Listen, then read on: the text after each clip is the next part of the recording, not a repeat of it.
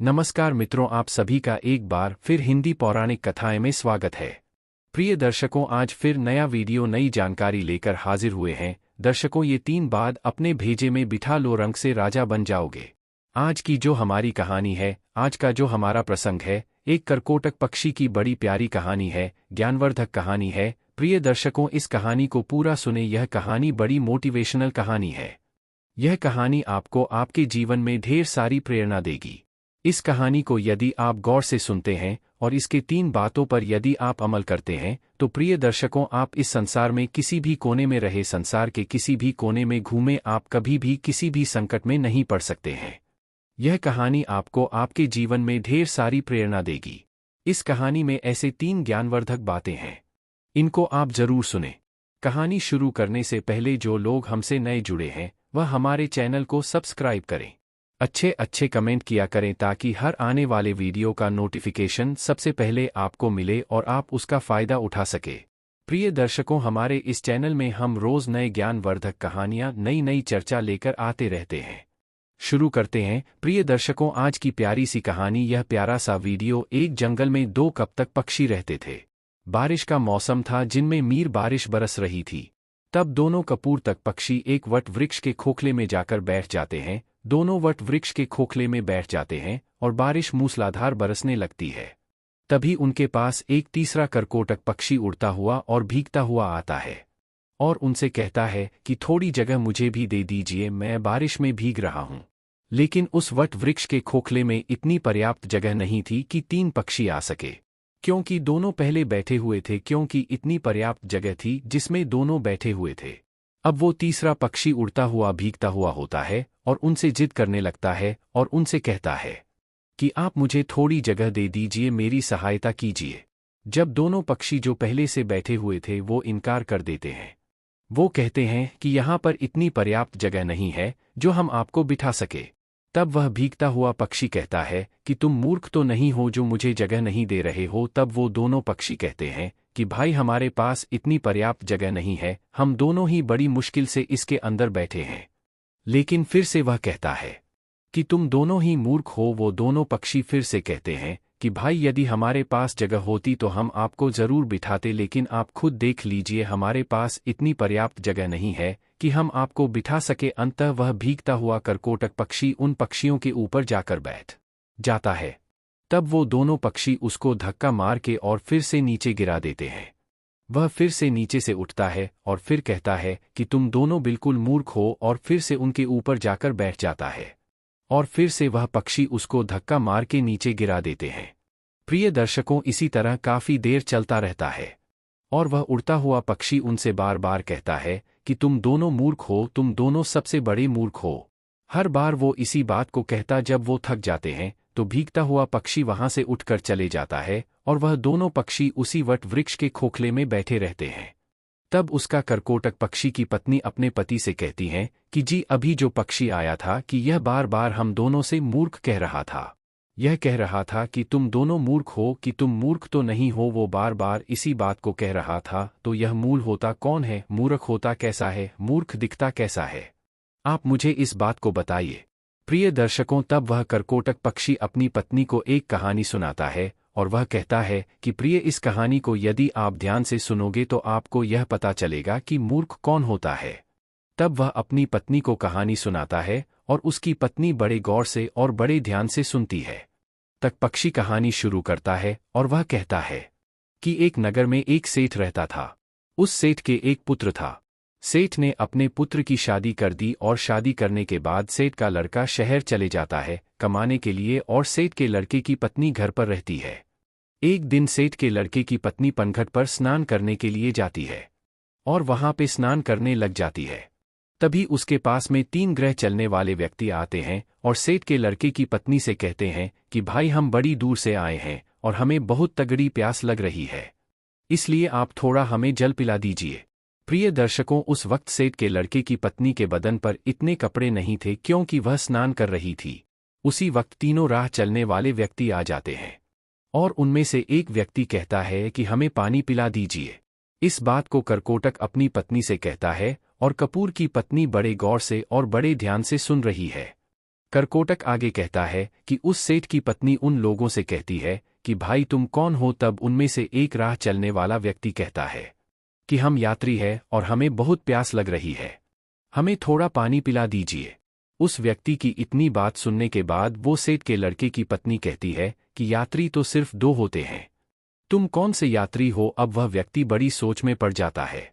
वह सोचने लगता है कि हमें खुद को यह पता नहीं है कि हम कौन से यात्री है। वह यात्री उस सेठ के लड़के की पत्नी को कोई जवाब नहीं दे पाता है। तभी दूसरा व्यक्ति बोलता है और वह कहता है कि मुझे बहुत तगड़ी प्यास लग रही है और प्यास के मारे मेरे हलक सूखे जा रहे हैं, इसलिए आप मुझे पानी पिला दीजिए। वो सेठ के लड़के की पत्नी कहती हैं कि भाई तुम कौन हो। तब वह व्यक्ति जवाब देता है और वह कहता है कि मैं अनपढ़ गवार हूं, आप मुझे पानी पिला दीजिए। तब वो सेठ के लड़के की पत्नी कहती है कि अनपढ़ गवार तो सिर्फ 2 होते हैं, तुम कौन से अनपढ़ गवार हो यह बताओ, तब मैं तुम्हें पानी पिलाऊंगी। लेकिन वह भी कोई जवाब नहीं दे पाता है। वो भी सोचने लगता है कि मुझे खुद को यह पता नहीं है कि मैं कौन सा अनपढ़ गवार हूं। वो कोई जवाब नहीं दे पाता है। फिर तीसरा व्यक्ति कहता है कि बहन जी मुझे पानी पिला दीजिए, प्यास के मारे मेरे प्राण निकले जा रहे हैं। यदि कुछ देर मुझे और पानी नहीं मिला तो मेरे प्राण ही निकल जाएंगे, इसलिए आप मुझे पानी पिला दीजिए। तब वो सेठ के लड़के की पत्नी उस व्यक्ति से कहती हैं कि भाई तुम कौन हो, तुम बताओ, यदि तुमने बता दिया तो मैं तुम्हें जरूर पानी पिला दूंगी। वह कहता है कि मैं मूर्ख हूं, आप मुझे पानी पिला दीजिए। अब सेठ के लड़के की पत्नी कहती है कि इस संसार में 2 प्रकार के मूर्ख होते हैं, तुम कौन से मूर्ख हो। प्रिय दर्शकों, अब वो भी इस सवाल का कोई जवाब नहीं दे पाता है। वो भी बड़े सोच में पड़ जाता है कि मुझको खुद को पता नहीं है कि मैं कौन सा मूर्ख हूं। उसको कुछ सूझता नहीं है, कुछ आता नहीं है, कुछ ज्यादा नहीं है। वह कोई जवाब नहीं दे पाता है। इस कहानी को करकोटक अपनी पत्नी से कह रहा है और उसकी पत्नी बड़ी ध्यान से और गौर से सुन रही है। आधे करकोटक पक्षी कहता है कि वो तीनों व्यक्ति प्यासे ही पनघट से जाने लगते हैं।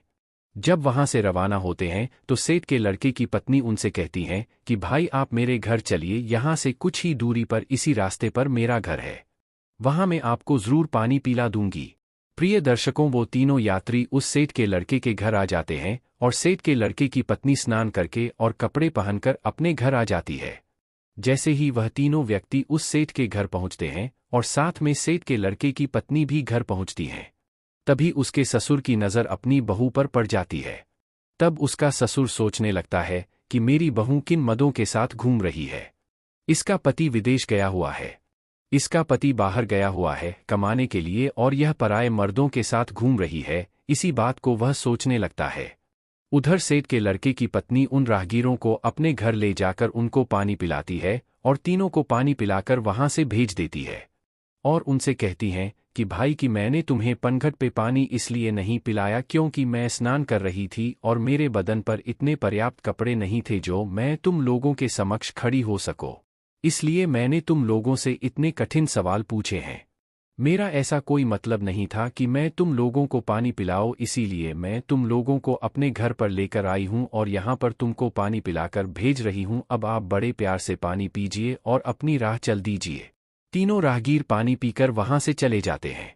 प्रिय दर्शकों, उधर सेठ के लड़के की पत्नी का ससुर सोचने लगता है कि मेरी बहू बच्चलन है, मेरा लड़का बाहर काम करता है और यह पराये मर्दों के साथ घूमती है, पराये मर्दों को अपने घर पर लेकर आती है, मेरे घर पर लेकर आती है।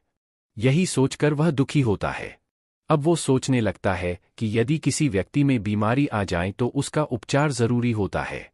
यदि उसका उपचार नहीं किया जाए तो बीमारी उसके रोम रोम में रम जाती है और बाद में बड़ा मुश्किल होता है।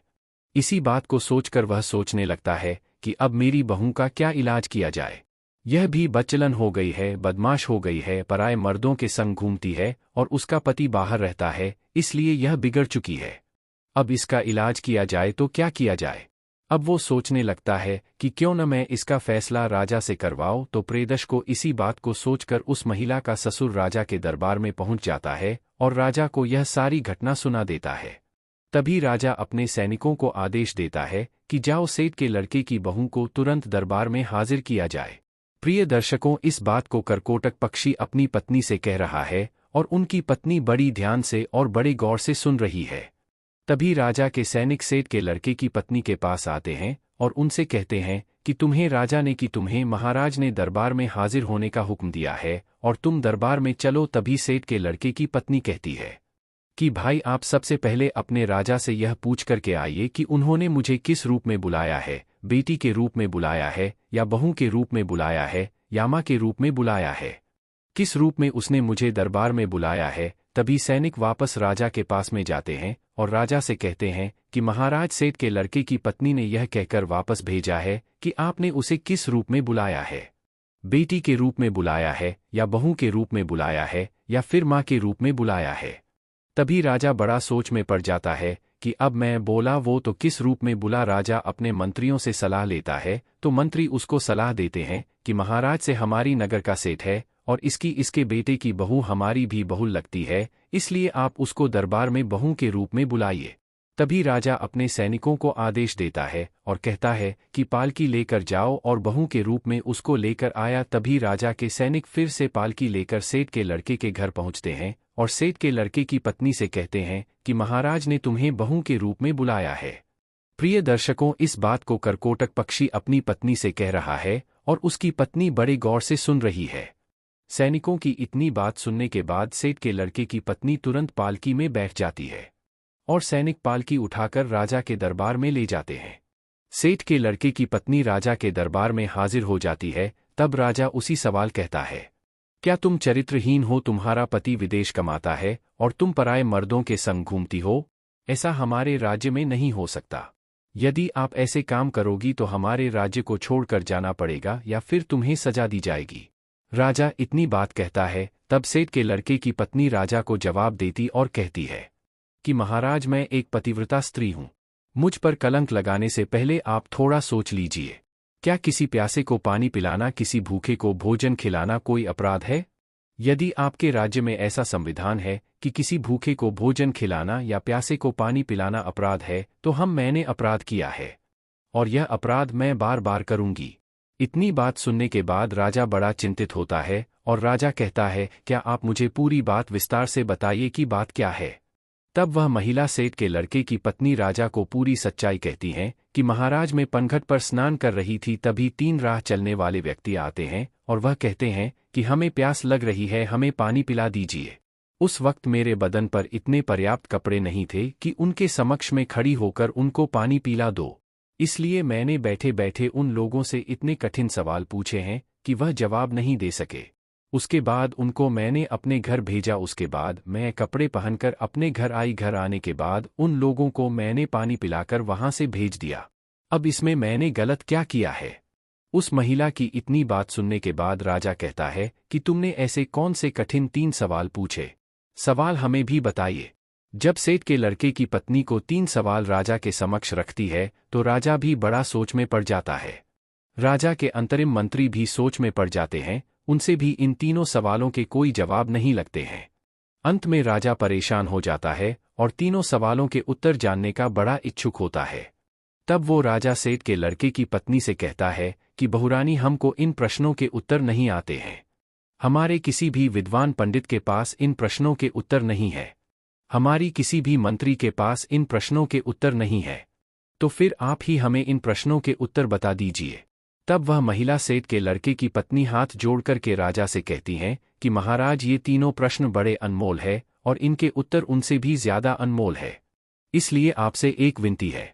इन तीनों प्रश्नों के उत्तर मैं आपको बता दूंगी, लेकिन बदले में मुझे क्या मिलेगा? वह महिला कहती हैं कि महाराज यदि सौदा हो तो बराबर का हो। वह महिला सेठ के लड़के की पत्नी बड़ी चतुराई से अपने दिमाग का इस्तेमाल करती है। तभी राजा बड़ी सोच में पड़ जाता है और अंततः राजा परेशान हो जाता है। सोचने लगता है कि तीनों प्रश्न बड़े अनमोल है और इन तीनों प्रश्नों का उत्तर भी बड़ा अनमोल है, इनको जानना बहुत जरूरी है। यही सोचकर राजा कहता है। प्रिय दर्शकों, कहते हैं न कि जो राजा मूर्ख हो उसको कोई भी लूट सकता है। वो राजा कहता है कि आधा राज्य पर आप शासन करोगी और आधे पर हम करेंगे। ठीक है, आप आपके तीनों अनमोल प्रश्नों के उत्तर हमें बता दीजिए। प्रिय दर्शकों, सेठ के लड़के की पत्नी वो पूरी लिखावट करवाती है, आधा राज्य अपने कब्जे में लेते हैं और फिर उन तीनों प्रश्नों के उत्तर बताती है और वह कहती हैं कि महाराज आप गौर से सुनो तीनों प्रश्नों के उत्तर। पहला प्रश्न, यात्री संसार में 2 ही है। अब 2 यात्री कौन कौन से हैं? कि महाराज पहला सूर्य दूसरा चंद्रमा जो रात दिन चलते रहते हैं और संसार में भ्रमण करते रहते हैं और संसार को रोशन करते रहते हैं। यही दो यात्री हैं, सूर्य और चंद्रमा। पहला सवाल कि महाराज अनपढ़ और गंवार दो चीज है, वो है अन्न और पानी जो हर किसी के साथ में रहते हैं, विद्वान लोगों के साथ में भी रहते हैं और मूर्ख से मूर्ख इंसान के साथ में भी रहते हैं, उनका लालन पालन करते रहते हैं। यही सबसे अनपढ़ और गंवार है जो अज्ञानी को भी वही स्वाद देते हैं और विद्वान को भी वही स्वाद देते हैं। तीसरा सवाल मूर्ख। मूर्ख भी दो प्रकार के होते हैं। पहला मूर्ख जो मेरा ससुर है, जो अपने घर की बात को एक दूसरे से आकर कहता है, जो अपने घर की बात को दूसरे से कहता है, वही सबसे बड़ा मूर्ख होता है। यदि मेरे ससुर ने इस बात को मुझसे आकर पूछा होता तो इनको वहीं पर मैं पूरी सच्चाई बता दी थी। मेरे घर की इज्जत नीलाम नहीं होती, मेरे घर की इज्जत इस तरह भरे दरबार में उछाल नहीं जाती, मेरे घर की बदनामी नहीं होती। इसलिए सबसे पहले बड़े मूर्ख मेरे ससुर है। तब राजा कहते हैं कि दूसरा कौन है? तब वह महिला कहती हैं कि महाराज दूसरे सबसे बड़े मूर्ख आप है। एक वो राजा होता है जो बगैर सोचे समझे कुछ भी फैसला ले ले, वहीं सबसे बड़ा मूर्ख होता है, इसलिए दूसरे सबसे बड़े मूर्ख आप है। आप भी एक ऐसे मूर्ख है जो मेरे 3 सवालों के बदले में मुझे आधा राज्य दे दिया, तो आप भी सबसे बड़े मूर्ख है। प्रिय दर्शकों, अब राजा को गुस्सा बहुत आता है, लेकिन वह कुछ नहीं कर सकता क्योंकि अब वो भी महारानी है। आधे राज्य की महारानी है, आंधी सेना उसकी है, आधा राज्य उसका है। अब वो राजा कुछ नहीं कर सकता था। प्रिय दर्शकों, इस तरीके से अपने दिमाग का सदुपयोग करते हुए उस सेठ के लड़के की पत्नी एक महारानी बन जाती है। तब करकोटक पक्षी अपनी पत्नी से कहता है कि प्रिय, सबसे बड़ा मूर्ख वही होता है जो अपने घर की बात को बाहर निकाल दें, अपने घर की बात को अन्य लोगों से कहीं, अपने घर की बात को एक दूसरे से कहता रहे, अपने घर की बात को अपने घर में न रखें। वही सबसे बड़ा मूर्ख होता है। और दूसरा मूर्ख वह होता है जो किसी के कहने पर भी अपना सब कुछ लुटा दे। यह 2 प्रकार के ऐसे मूर्ख होते हैं, इनका कुछ नहीं हो सकता। अब तक की पत्नी को यह बात समझ में आती है कि संसार में मूर्ख कौन होता है, इसीलिए कहते हैं कि अपने दिमाग का सही समय आने पर जो बंदा सही उपयोग करता है वो अपने जीवन में हमेशा कामयाबी पाता है। इसीलिए प्रिय दर्शकों, हमेशा अपने दिमाग को सही जगह और सही निशाना लगा करके चलाइए, आप कभी भी फेल नहीं हो सकते। जो लोग अपने दिमाग का सही सदुपयोग नहीं करते हैं वो लोग हमेशा पीछे रहते हैं और एक दिन ऐसा आता है कि उनका पतन हो जाता है। इसलिए अपने दिमाग का, अपनी बुद्धि का सही उपयोग करें।